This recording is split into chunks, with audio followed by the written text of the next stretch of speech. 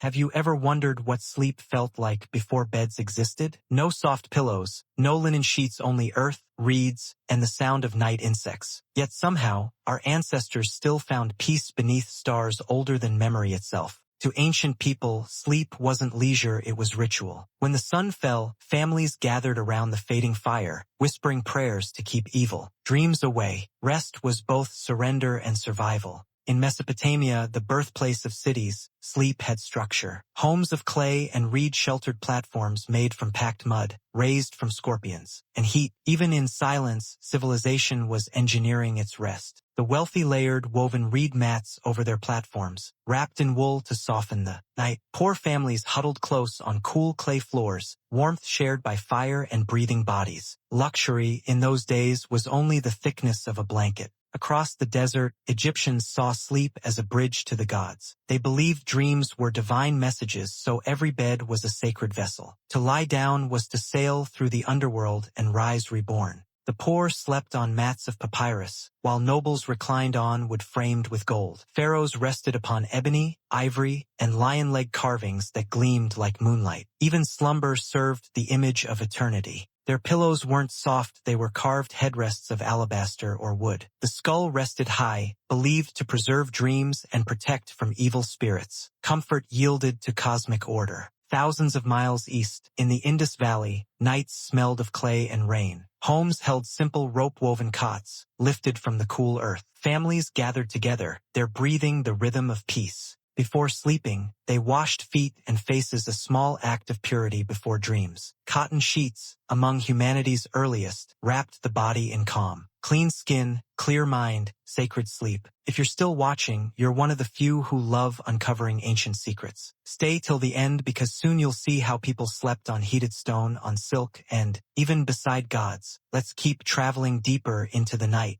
In Greece, beds mirrored philosophy, simple, balanced, disciplined. Philosophers warned that softness weakens the soul, so they slept firm, grounded, aware. The wise rested, but never indulged. Yet the wealthy wrapped linen around goosefeather cushions, perfumed with olive oil. For them, scent itself was luxury. Each breath of sleep was an art form. Yet the wealthy wrapped linen around goosefeather cushions, perfumed with olive oil. For them, scent itself was luxury. Each breath of sleep was an art form. Romans reclined even at feasts. The bed became throne, table, and stage. They ate, debated, and drifted toward dreams without ever rising. To recline was to rule. In ancient China, beds were inventions of harmony. The Kong, a brick platform heated by fire beneath, kept families warm through frozen nights. Heat and balance became one. Sleep wasn't random, it was cosmic. Nobles aligned their beds facing north for spiritual equilibrium, believing posture shaped destiny. Even dreams followed the compass. Across the sea, Japan mastered simplicity. On tatami mats of woven straw, people slept close to the earth, the room empty but alive. With calm, minimalism was their meditation.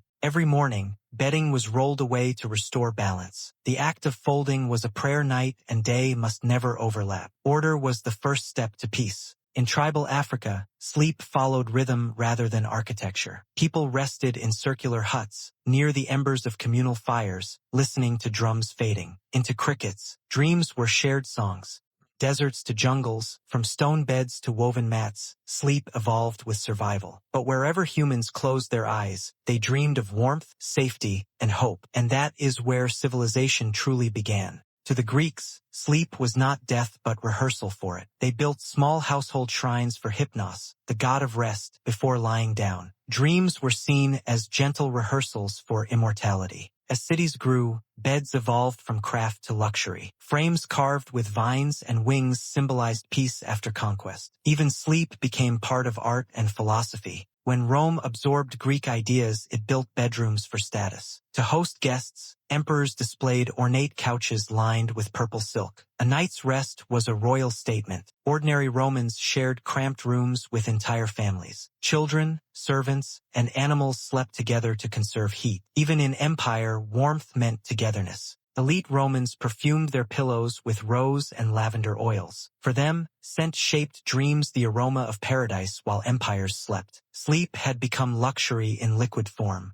Far east, Persians slept close to warmth and worship. Their beds faced the sacred fire, symbol of light's eternal watch. Even sleep bowed to divine glow. Persian kings used canopies of woven silk embroidered with stars. The roof above their rest mirrored the sky, a reminder that kings too dream beneath the same heavens. During the Han Dynasty, sleep was an extension of harmony. Bedrooms faced east to greet dawn, balancing yin and yang energy. A restless night meant imbalance within the soul. Beds were lined with bamboo mats that cooled the skin during summer. In winter, silk quilts sealed in heat like whispers of luxury. Seasons wrote their rhythm into rest. If you're still watching, you're one of the few who see beauty in ancient simplicity. But don't go yet, the next half reveals how monks, nomads, and medieval kings all dreamed in their own strange ways. Stay till the end. You'll never see your bed the same again. In ancient Japan, sleeping posture was art. Hands folded, head toward the east, it was believed to invite peaceful dreams. Stillness was not habit, it was harmony. Before resting, monks bowed before their bedding. They saw sleep as gratitude alone from life itself. Each awakening was considered a small rebirth. In African villages, rest was rhythm. Tribes lay beneath star-covered skies, bodies warmed by shared fire. The night hummed with drums that slowed the heart. Some tribes crafted beds from woven vines and animal hides suspended between trees. They swayed gently with the wind, half cradle, half cocoon. Sleep became song.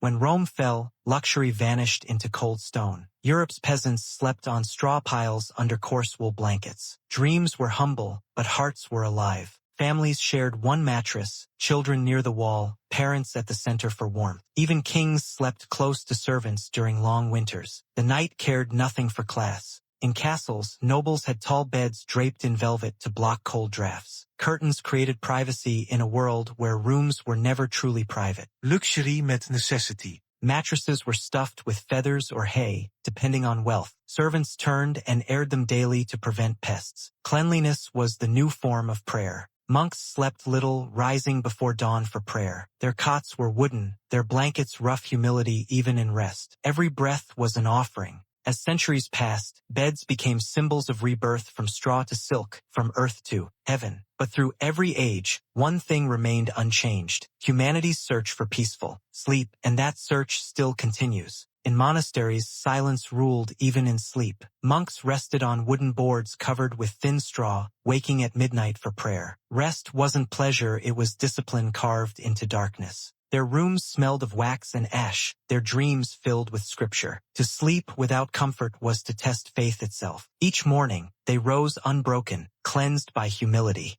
Meanwhile, kings turned slumber into ceremony. In Renaissance palaces, velvet canopies and embroidered sheets guarded the elite from the chill. The bed became a throne for dreams. Attendants prepared the royal bedchamber like a stage. Perfumed oils, silk sheets, and prayers ensured the king would wake renewed or not at all. Sleep in palaces was politics. But beyond castle walls, peasants still shared straw mattresses. Children, parents, and even animals crowded close to survive the cold. Their dreams smelled of hay and life. In taverns and inns, travelers rented space by the blanket. Two strangers could share one bed, divided by nothing but fatigue. The road had its own version of trust. By the 17th century, craftsmen began shaping comfort into science. Springs, padding, and frames evolved. Beds became inventions, not just furniture. Civilization finally learned to rest. The wealthy commissioned entire bed stages, four-post structures draped in velvet. They didn't just sleep, they performed rest like art. To lie down beautifully became the mark of nobility. Then came the factories. Iron replaced wood, and beds became mass-produced. Comfort now belonged to everyone. Sleep had left the palace and entered the home. If you've stayed this far, you're part of the few who see how even rest has history. Because in every thread of your bedsheet, there's a whisper of the past. Stay till the end. The way the story closes will change how you see sleep forever. In the Victorian era, the humble bed became personal sanctuary. Blankets turned decorative, pillows multiplied, and bedrooms became reflections of the soul. Privacy was the new luxury. Women sewed lavender into pillows to chase away nightmares. Children whispered bedtime prayers beneath quilts stitched by hand. Even fear learned to rest gently. Explorers and soldiers carried the concept of comfort across continents. Folding cots, hammocks, and travel beds followed them like shadows. No one ever truly left home again. Even on battlefields, soldiers slept holding their weapons, half in dream, half in duty. Sleep became courage dressed in fatigue. The night was both enemy and friend. By the 20th century, science studied what dreams once ruled. Mattresses became measured, pillows became ergonomic, and sleep became medicine. The mystery turned mechanical. Yet even with memory foam and machines, one truth remained. The peace we seek at night hasn't changed in 5,000 years. We still chase the warmth of firelight and the safety of a shared breath. Archaeologists find impressions of ancient sleep-worn mats, folded fabrics, ashes from fires long gone cold. From those remains, we glimpse humanity's oldest wish, to rest without fear. Sleep was always our quiet rebellion against time. In every civilization, the way people slept reflected who they were. The humble mat and the royal canopy were both human prayers for safety. Each night, the world lay equal in darkness. So tonight, when you lie down in your bed, remember you're part of an ancient story. From mud platforms to memory foam, your rest is their legacy. If this journey moved you, subscribe. More forgotten histories are waiting to awaken. The fire has changed, but the dream has not. As long as humanity exists, the stars will still watch us sleep. And every dawn will remind us that rest, not conquest, built civilization.